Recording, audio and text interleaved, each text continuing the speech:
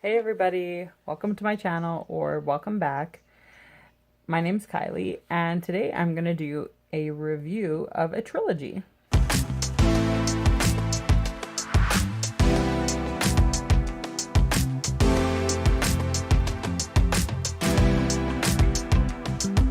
The trilogy I'm reviewing today is the Shades of Magic trilogy by V.E. Schwab. Trilogy, obviously, it has 3 books. And so let's just talk about the first one. The first book is called A Darker Shade of Magic. I'll put the cover here because I read it on audiobook.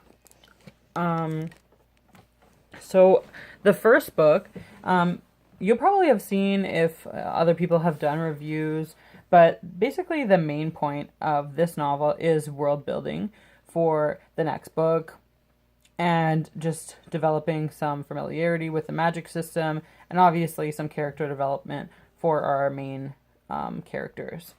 This is a slow plot, a very basic story, but that's because the world is complex and the magic system is a little bit complex. So the author for sure wanted to make sure you understood about the different worlds and traveling between them and how the magic works. So that's basically, I forgive it for having a slow plot.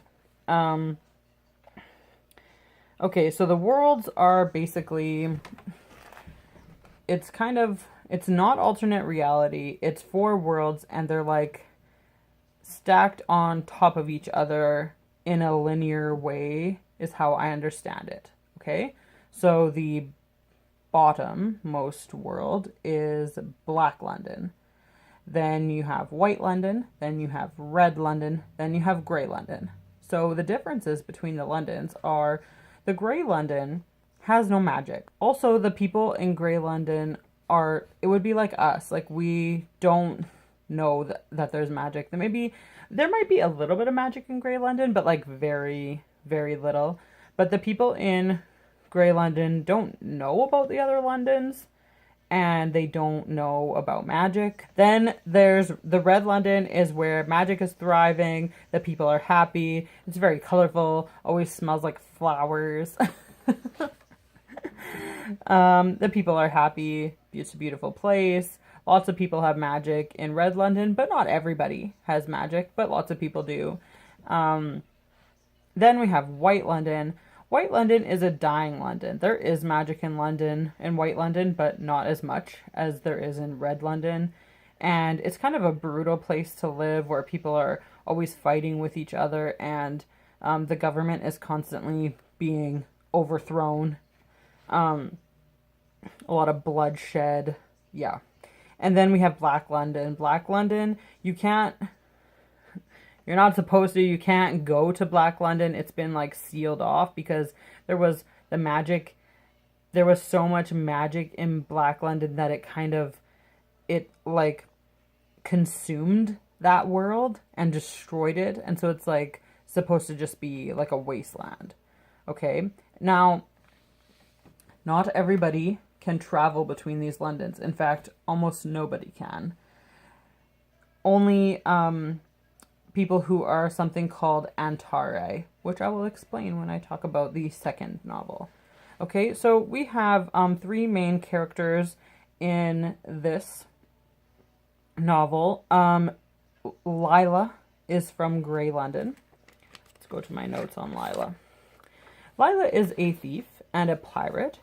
She has no qualms about doing whatever she needs to do for her own survival. She has no issue with killing people. She collects knives, and she can never get enough knives. It's very important. She really loves adventure, and she does whatever she wants. She's not to be told what to do, so don't even try. Okay, and she is originally from Grey London. Okay, then we have Kel. Kel is the main character. He is very no-nonsense and gruff. Kel is from Red London. He's an Antari. He has a lot of magical powers.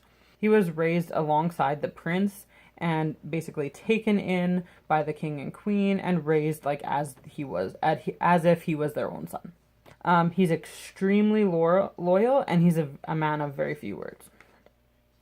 Okay, and then our third character, our kind of villain in this novel, is Holland, and he's from White London. He's also an Antari, just like Cal. All I have written down here for Holland is he's a White London Antari. He's much older. They talk about him having like salt and peppery type hair, and he's trying to get the stone. He's the villain in this novel. It is a pretty simple plot.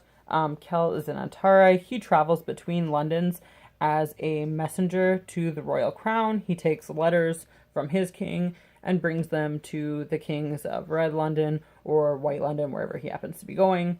And he's not supposed to.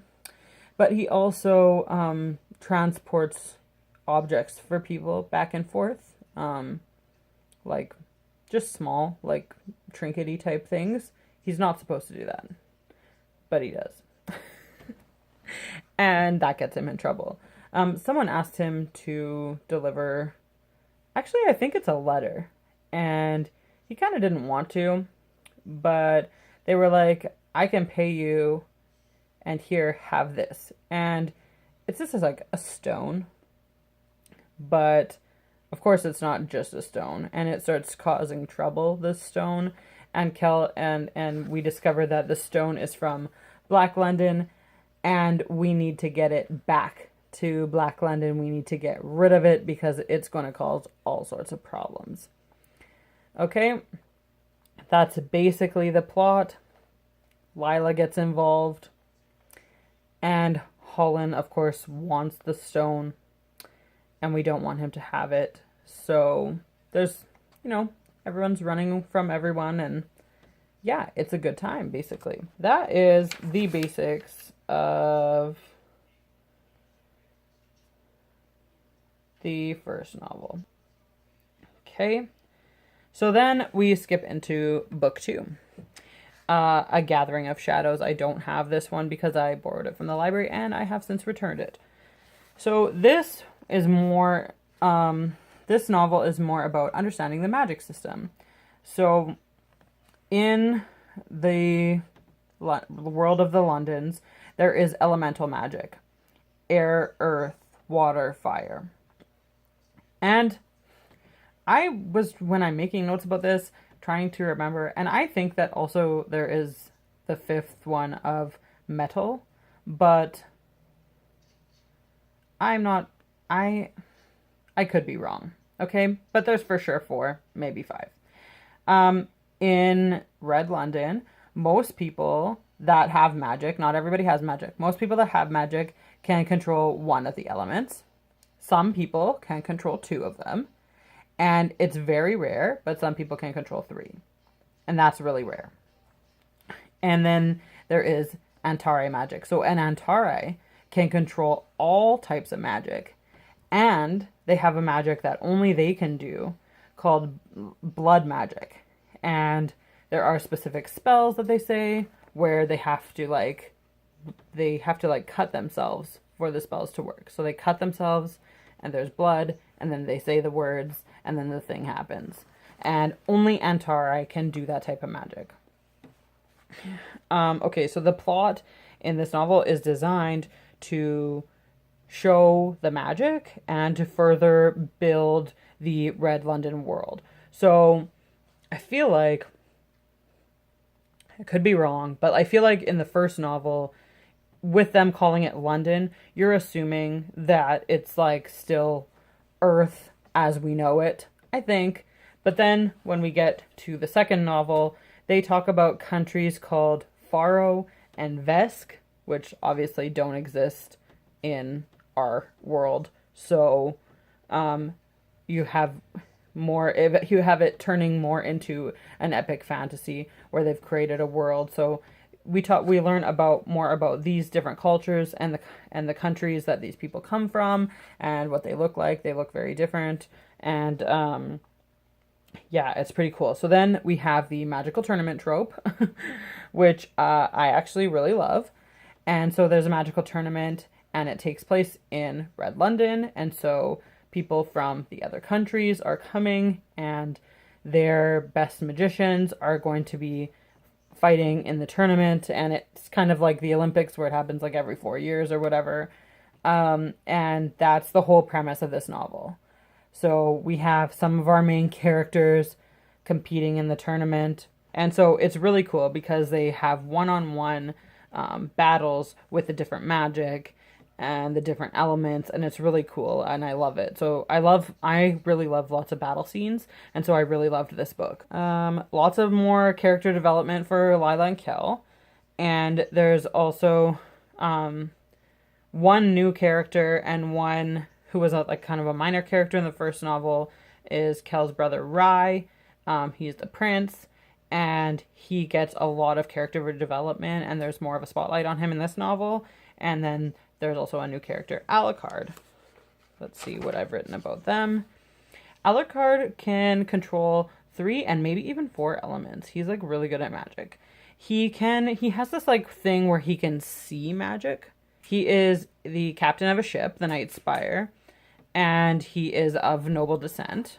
And he's very private. He only shares certain parts of himself to certain people. And he's described as like having a lot of showmanship and basically like putting on a show for people. And so not a lot of people are really seeing who he really is. He's very careful about what he tells people about himself. And then Rye, a Prince of Red London, he grew up with Kel. They're brothers, and they have that bond, and they're very, very loyal to each other. He doesn't have any skills with magic, unfortunately. But he really likes to have fun. He's always dragging Kel out to the bar and things like that, and causing trouble. And then he has been given the task of organizing this tournament. That's his first kind of important job as the prince, and the first like really important thing that he's ever done. And so he's like really trying to do a good job of it. And in this novel, he really is struggling with his identity to do with the aftermath of the first book.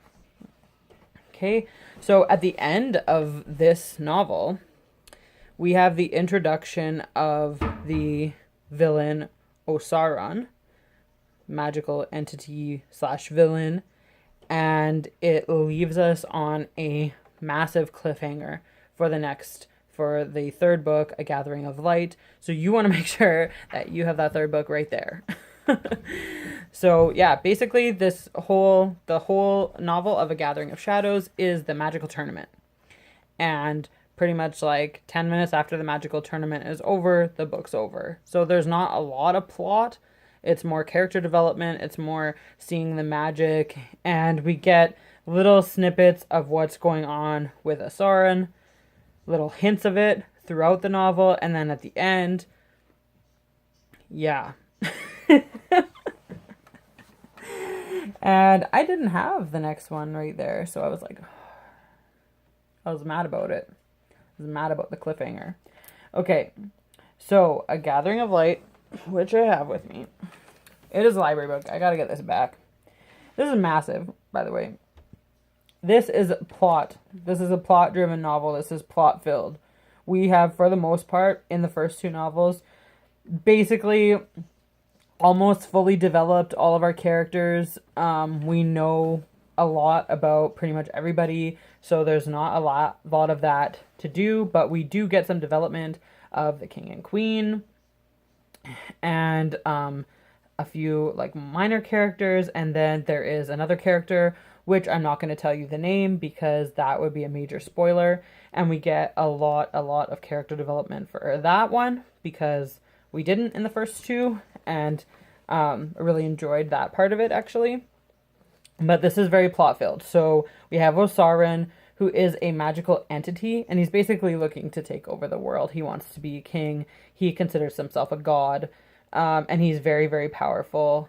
It's pretty scary.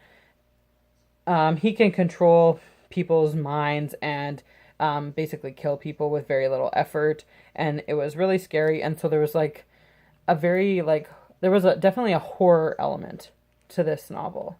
A lot of people said that, and they said that in the live show too, that it definitely had a horror element to it, and it was definitely kind of scary. So basically this novel can probably be split into about 3 parts. In the first part, they're basically just trying to understand kind of what Osaran is and how to protect themselves from him. Then coming up with a plan or multiple plans to try to stop him, kill him, and then the execution of those plans. And there is a lot of different things that happen throughout the novel. Obviously, it's like over 600 pages. It's massive, but you're not bored in this book. Like, a lot of stuff is going on all the time. And yeah, okay, so I already said we have more character development for the royal family, this character that will remain unnamed, and we have some more character development for Alucard. We have the deaths. This is obviously kind of almost like I always get like a terrorism feel for Osaran and what he does to Red London. And so in saying that, you have the deaths of quite a few lovable minor characters, so be aware. And you learn about some more complex forms of magic that exist in this world. And of course, there is an awesome battle scene at the end, and I love it. That's basically a Gathering of Light. I can't really talk a lot more about it because that's just going to be spoilers. So I don't really want to spoil. I'm trying really hard not to spoil. Okay. So overall, when I talk about like the writing and organization of the 3 different books, the books are organized into parts, and then the parts have chapters within them. So I think each part has about 6 chapters, and their chapters are very short. This is a really quick read. It makes it for a really quick read, and I really liked it. There's lots of you get lots of different people's points of view, but it's written in the third person, like Kel said this, Lila said this, so you're never confused about whose mind you're in, kind of thing. You're not having first person, so it's good like that. It was really lovely writing, and oh, great. I really try to prepare for these videos, but I have written here quotes, which means I was supposed to go and find some quotes, which I didn't. Maybe editing me will sub some in here, because there's definitely some really lovely and descriptive writing. What else do I have? The books obviously increase in length. The first one was, I think, a normal... Well, I mean, I read it in audiobook, so I'm not the one to say, but I think it was definitely less than 500 pages. And then the second book was, I think, over 500, and then this one's over 600, so... I give this trilogy like 5 stars overall. Very, very, very enjoyable. I really loved it. I love the world. I love the magic. I love the characters. Awesome. I have some criticisms about particularly one of the romances and everything. I don't want to give spoilers, so I'm not going to go into that. But if you're interested in knowing like what I thought about different plot points or different relationships or anything kind of spoilery, you can comment.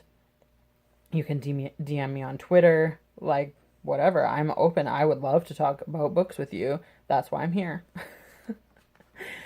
So, yeah, I can't wait for more. There are going to be more books made in this world. And I just learned that, like, last week. And I'm really excited for it. I think there's already a graphic novel out that is about the king before he was the king, he's just a prince. And so that's really cool. I'm going to get into that, and I'm definitely waiting for Victoria Schwab to write more books in this world. I love this world. Okay, so I tried to keep this spoiler-free. If you have read this trilogy, can you please comment and let me know, like, did I do a good job, or do you think that I gave some spoilers? Yeah, I don't know. I'm really working on my reviews and trying to get them to be better. So, constructive criticism, very welcome. Okay, let me know how I did. All right, and like and subscribe to see more from me. And that's all I have for you today. Bye.